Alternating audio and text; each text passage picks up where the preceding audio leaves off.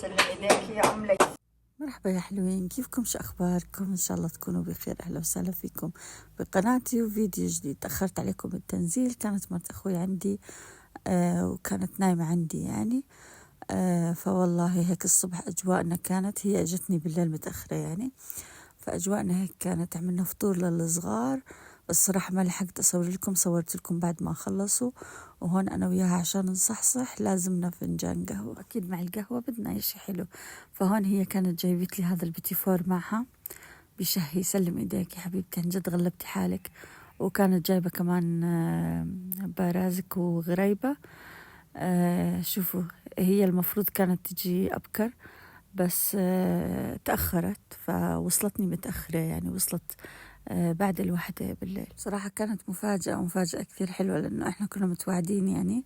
وهي حكت لي أنا مأجلتها للأسبوع الجاي، بس حبت تفاجئنا وأجتنا بهذا الأسبوع، بس أجت متأخرة. بس صراحة كانت مفاجأة كثير حلوة. هون صلينا الظهر، وكانت وصلتنا يعني أمي وأختي. فأختي لأنه ثاني يوم رح يكون الغداء عندها، فكانت جايبة معها أغراض الغداء، الكوسة ورق الدوالي عشان تلفهم وهي قاعدة يعني بالقعدة. وهون أنا فت على المطبخ أعمل لهم غدا. بنتي وبنت أختي عملوا لي السلطة، وأنا هون كنت متبلة الدجاج مع البطاطا، عملت لهم صينية دجاج وبطاطا. وهون حمرنا اللوز عشان نعمل زي الأوزي تقريبا هيك. رز مع بازيلا ولحمة، والهاي اللحمة راح أحطها على الوجه، واللوزات أكيد.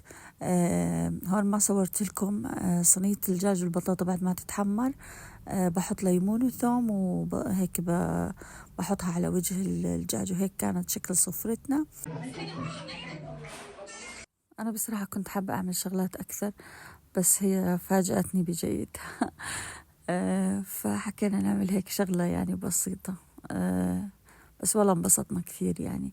فهون هم قضوا أول يوم عندي، وكانت جايبة لهم بسبوسة، وأختي كثير شاطرة بالبسبوسة. فهون أختي خلطت البسبوسة. إذا بدكم طريقتها حكولي عشان أكتب لكم إياها. كثير كثير بتشهي. بتحط لها برش برتقال، وبتحط لها كمان عصير برتقال. يا الله، هاي الكوسينة عندي يا الله ما اجملها، بتشهي. وهون والله زي ما انتم شايفين برشة البرتقال. طبعا ابن أخوي هو اللي برش البرتقال، فإنه حاب يساعدنا يعني. وبعد ما تبرش البرتقال بنخلطها. الفرن لازم يكون على درجة 180، ما يكون ساخن كثير يعني ولا بارد، تمام عادي مثل الكيك يعني. وبتخبزيها أول إشي من تحت بالرف التحتاني، وبعدين بنحمر وجهها. بس أنا عندي فرن 180 كثير حامي، فأنا بنزلها 150. وأكيد طبعا قبل ما نخبزها بندهن الصينية بطحينية. ما بعرف إذا في ناس بحط لها زيت وطحين، ما بعرف بصراحة، بس أنا بعرف إنه البسبوسة وهيك أشياء بنحط لها طحينية، وبصراحة الطعم أزكى يعني. أنا بحب الطعم اللي بيكون من تحت يعني، بيكون طعمة الطحينية مع طعمة البسبوسة هيك محمرة غير شكل. بنتركها بالفرن لبين ما تتحمر الأطراف يعني. كيف تعرفي إنه الأسفل يعني تحمر؟ فبتشوفي الأطراف تحمر. أول ما تشوفي الأطراف تحمر وخلاص بتطلعيها هيك بتكون شكلها. بتقسميها عشان نرجع ندخلها على الفرن ونحمر وجهها. في ناس بيدهن وجهها حليب، في ناس بيدهن وجهها قطر، بس أنا بعرفه إنه بيندهن وجهها قطر يعني، هو بس عشان يعني بيعطيها حمار زيادة، فاهمين؟ فهيك زي ما انتم شايفين قسمتها أختي. والتقسيمة عادي، انتي كيف بتحبي تقسمي بتقسمي يعني. هاي مش البسبوسة العادية، أتوقع بيسموها بسبوسة البرتقال هيك إشي يعني. لأنه بنحط لها زي ما حكيت لكم برش برتقال، وبنحط لها عصير برتقال. العادية قبل بعد ما تقسمي أو مش هيك يعني، بنحط لها أتوقع لوز أو فستق هيك على الوجه، بس ما بعرف متى بنحط يعني. أتوقع قبل ما تتدخل الفرن. ليه؟ عشان يمسك يعني على الوجه، ما يتحرك. فهي حكت لي هون ما بينحط يعني. شوفوا أنا بحلويات السميد صراحة مش كثير شاطرة يعني. أختي ما شاء الله يعني، أي إشي بيخص البسبوسة، أي إشي فيه سميد بتكون ما شاء الله معلمة يعني، بيطلع معها كثير ذكي اسم الله. تعال تعال خدوا، تعال خدوا، تعال خدوا. عادي ماما. شوفوا الصوت اللي طالع، تركت لكم صوت ابن أختي الصغير.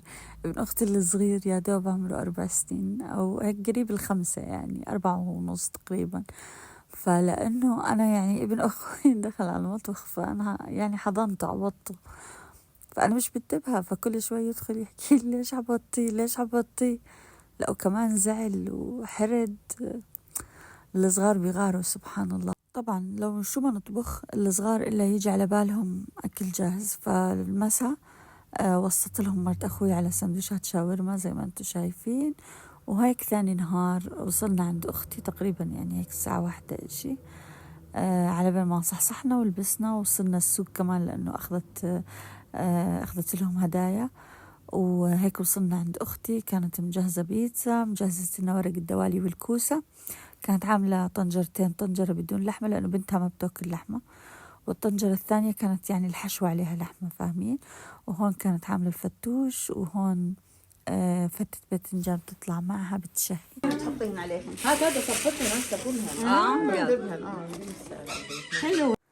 هون هاي هدية مرت أخوي لأمي، هي اختارتها والله. شوفوا إحنا قبل ما نيجي على أختي مرقنا على السوق عشان كانت بدها تشتري لهم أشياء يعني.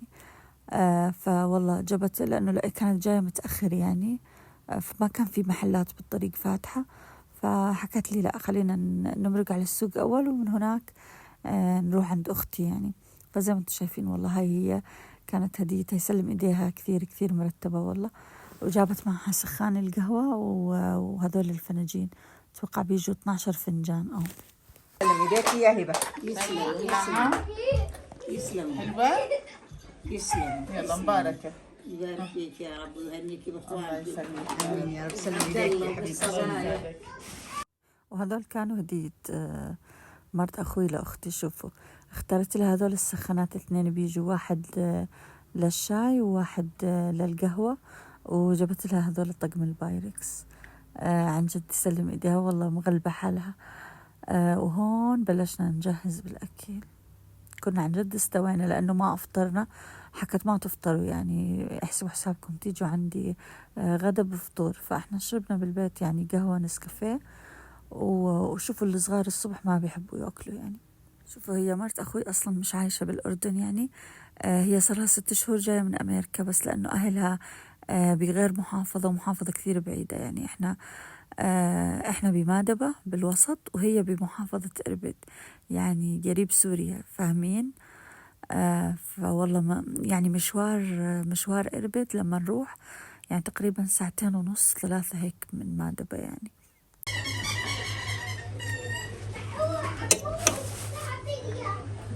أنا والله كنت بدي أترك لكم الأصوات الطبيعية، بس شايفين الضجة والصغار، فعشان هيك بصراحة صرت أسجل لكم فوق الصوت. فهيك زي ما أنتم شايفين قعدنا نرتب بالسفرة ونجهز بالأغراض. كان كثير زاكي، سلم إيديها عن جد والله كان كثير كثير زاكي. إن شاء الله يا ربي بيتك عامر يا رب. هو كان المفروض نحط الأكل أبكر شوي، بس إحنا كنا نستنى بخالتي يعني، خالتي قريبة من أختي، واستنيناها عشان تيجي على الغدا.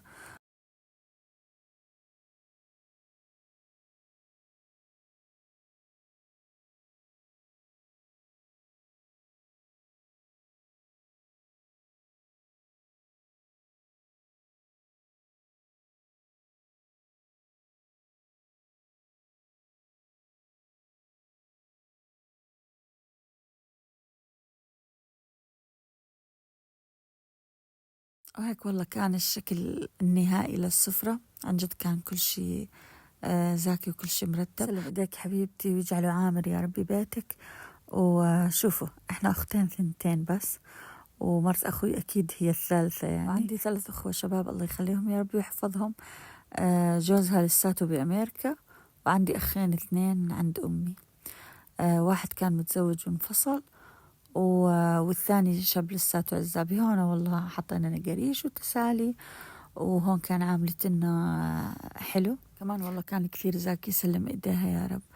وقعدنا تقريبا عند اختي للمسويات هيك يعني تقريبا مع اذان المغرب. وهيك خلصت زيارتها لنا. عن جد كثير كثير فقدتها هي والأولاد، لأنه يومين وهم عندي. سبحان الله كيف هيك يعني مرقوا بسرعة، عن جد ما حسيت فيهم. فهون زي ما انتم شايفين هيك جولة سريعة. وبعدين رح نطلع عند أهلي، ومن عند أهلي رح تيجي السيارة عشان تروحها يعني على أهلها على إربد. إن شاء الله بالزيارة الثانية أو الجاية على خير يا رب. بنصور لكم أكثر أحداث أكثر. وبنطلع المرة هاي لما أجت يعني ما طلعنا ما طششنا الأولاد، بالعادة بناخذهم مشاوير بنطلعهم، بس المرة هاي كانت هيك سريع يعني خطف سريعة. فإن شاء الله المرة الجاي بنطلع مشاوير حلوة بناخذكم معنا. اللهم لا تدع لنا ذنبا إلا غفرته، ولا هما إلا فرجته، ولا دينا إلا قضيته، ولا مريضا إلا شافيته وعافيته، ولا ظالما إلا. هون هيك لما وصلنا عند أمي، شوفوا أمي جايبت لها جبنة، حاطت لها خيار مخلل، زيتون ومرمية، حطت لها زيتون أسود زيتون أخضر، وأكيد خبز شراك لأنه خبز شراك ما دبا غير يعني ما شاء الله كثير كثير زاكي. وهيك خلص يومنا وخلصت الزيارة وكمان خلص الفيديو. إذا عجبكم الفيديو ما تنسوا تعملوا لي لايك، وإذا عجبتكم قناتي بتمنى تشتركوا وتفعلوا زر الجرس عشان يوصلكم كل شيء جديد أنا بنزله. أشوفكم بالفيديو الجاي إن شاء الله. سلام.